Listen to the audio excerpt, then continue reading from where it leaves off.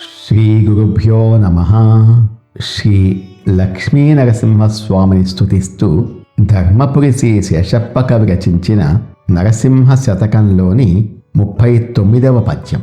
ప్రహ్లాదుడే పాటి పైడి కానుకలిచ్చే మదగజం బెన్నిచ్చే మౌక్తికములు, నారదుడు ఎన్నిచ్చే నగలు రత్నంబు, అహల్య నీకే అగ్రహారమిచ్చే ఉడుత నీకే పాటి ఊడిగంబులు చేసే, ఘన విభీషణుడేమి కట్నమిచ్చే, పంచ పాండవులేమి లంచమిచ్చిరి నీకు, ద్రౌపది నీకెంత ద్రవ్యమిచ్చే, నీకు వీరందరైనట్లు నేను కానా, ఎందుకని నన్ను రక్షింపవు ఇందువదనా.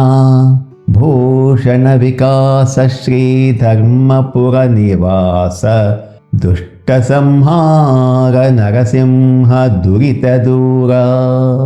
ఇందువదన, ఓ నరసింహస్వామి, నీ భక్తుడైన ప్రహ్లాదుడు నీకు ఎంత బంగారం కానుకగా ఇచ్చాడయ్యా.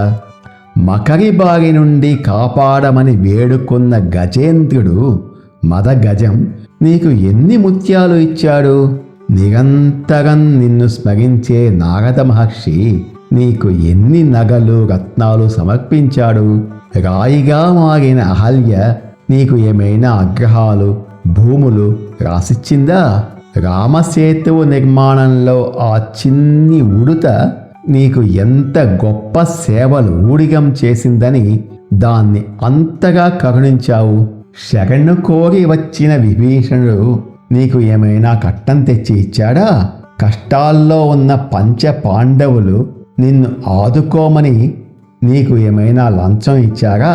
నిండు సభలో మాన సంరక్షణకై వేడుకున్న ద్రౌపది నీకు ఎంత ధనం చిందని ఆమెను కాపాడావు. వీరెవ్వరూ నీకు ఎలాంటి కానుకలు లంచాలు ఇవ్వకపోయినా కేవలం వారి భక్తికి మెచ్చి వాళ్ళను రక్షించావు కదా. వాళ్ళందరూ నీకు భక్తులు అయినట్లుగా నేను కానా. నేను కూడా నీ వాడినే కదా. మరి నన్ను ఎందుకు కనికరించి రక్షించవు తండ్రి అని ఎంతో ఆర్తిగా చనువుగా భగవంతుణ్ణి ప్రశ్నిస్తూ శరణు వేడుకుంటున్నాడు శేషప్ప కవి.